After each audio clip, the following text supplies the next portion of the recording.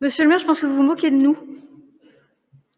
Vous vous moquez de nous parce que quand il y a eu la présentation sur l'urbanisme, vous avez refusé d'en débattre en commission. Mais on a quand même, vous avez été fiers d'annoncer que vous nous aviez quand même envoyé la présentation, le PowerPoint 2 jours avant. Très bien. Et la présentation qui vient d'être faite là, on ne l'a pas vue en commission. On n'a pas de documents, on les a même pas sur table. Comment est-ce qu'on peut discuter de projets alors qu'on n'a rien? Madame Munch-Massé a pris le soin de nous dire que ça représentait, par exemple, le Sanitas, à lui seul, 45 hectares. On vient de discuter de l'urbanisme sur l'ensemble de la ville, et sur la 45 hectares, on n'a rien. On découvre, on voit des slides passer, elles passent très vite, elles sont quasi illisibles parce qu'elles sont sur des écrans, c'est écrit en tout petit. Comment voulez-vous qu'on réagisse? On voit qu'il y a des transferts d'équipements publics. On voit qu'il y a des changements de destination de l'espace public. On ne peut pas réagir. Aujourd'hui, on est incapable de vous dire si on est d'accord, pas d'accord. On est incapable de faire des propositions. On est incapable de regarder quoi que ce soit. On n'a rien. Comment est-ce que vous traitez l'opposition, Monsieur Denis? Mais enfin, c'est pas possible. On n'est pas en train de dire qu'on va planter des vergers sur 3 places de la ville. Encore là aussi, il y aurait des choses à dire. Parce que vous avez annoncé aux habitants qu'ils pouvaient venir choisir les plantes, mais en fait, la veille, c'était tout annoncé dans le journal. Donc, vraiment, sincèrement, on parle de l'ANRU, on parle du Sanitas, on parle du Maris-Bastier.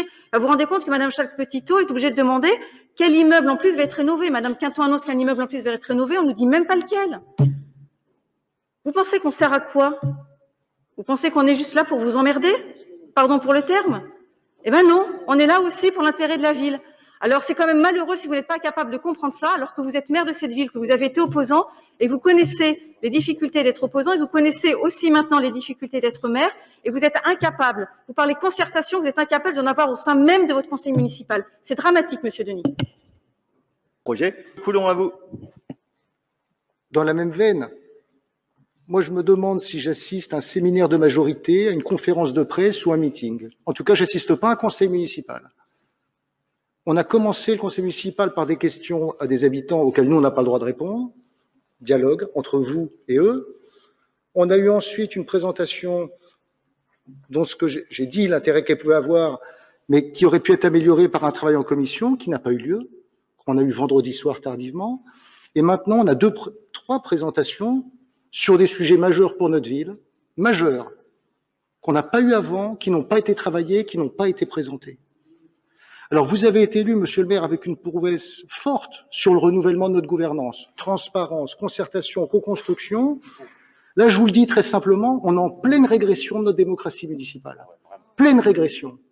Puisque vous nous considérez comme un public, eh bien, on va faire comme vous nous considérez, eh bien, on va quitter ça et on va aller dans le public, puisque c'est la manière dont vous nous traitez aujourd'hui.